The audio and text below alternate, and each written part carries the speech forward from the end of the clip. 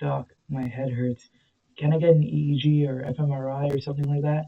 I think it may be something with my brain. Oh, those are all outdated. We can find out what's wrong in completely modern ways. I have a machine that can duplicate you, and then we can go inside your brain together to see what's wrong. Oh, that's weird. I don't. Let's go. This will take us right into your brain, region by region.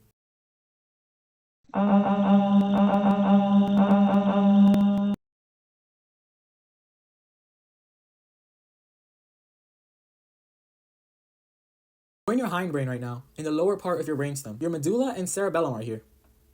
Wait, we prefer In slide a tragic present. twist of irony, you landed right on your cerebellum, which is responsible for your balance and coordination.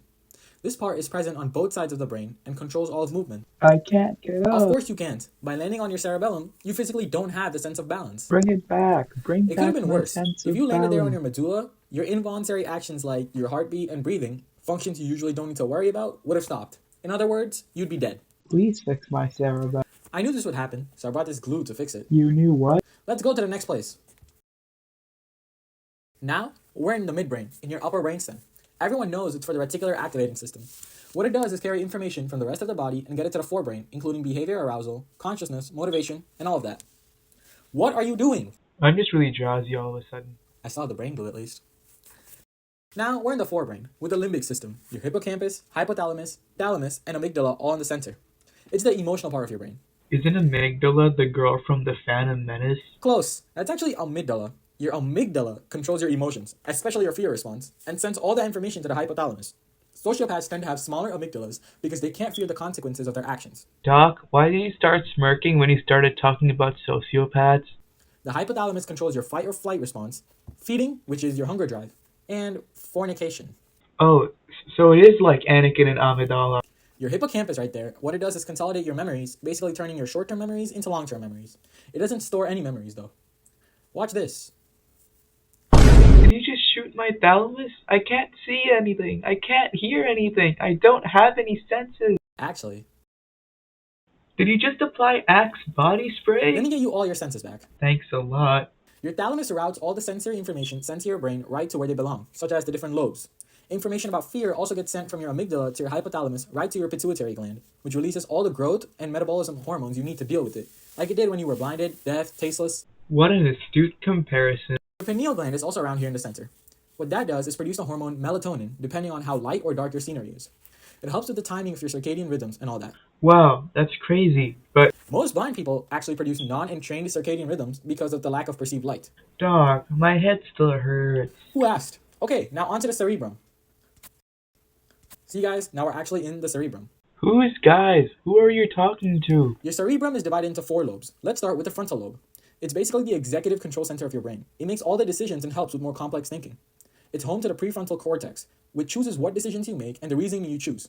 It's also the part of your brain that develops last, so that's why teenagers... Can you let me out of here? Please? The headache is actually getting worse. Of course not. I made the executive decision to not do that. See what I did there? Remember when you kept falling over, by the way? Don't say it like that. You're making it sound like I would have fallen over if we weren't inside my brain breaking things. What'd you do that for? Because we're in the motor cortex, which controls body movement. The left side of your brain controls the right arm, and the right side of your brain controls the left arm. Maybe you should use your motor cortex to get back on your feet. Well, maybe if you didn't push me over, I wouldn't See what need you're doing to... now? Interrupting me? You're only able to do that because of your Broca's area, which is on the left side of the brain right here, controlling your speech. Now, let's go to the parietal lobe.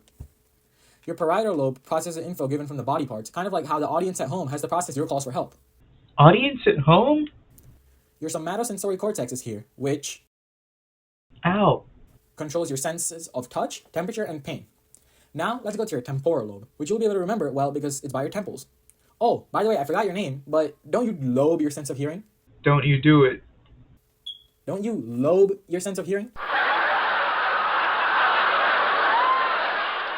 That's actually the live studio audience. You can only hear them because of your temporal lobe. Since when was there a live studio audience? Specifically, the auditory complex. Everything verbal gets understood right here. Oh, and that's Wernicke's area, which is only on the left, and it's part of the brain that comprehends language. Don't you think it'd be better if I left you behind? Like, get it? Because it's on the left side of the brain?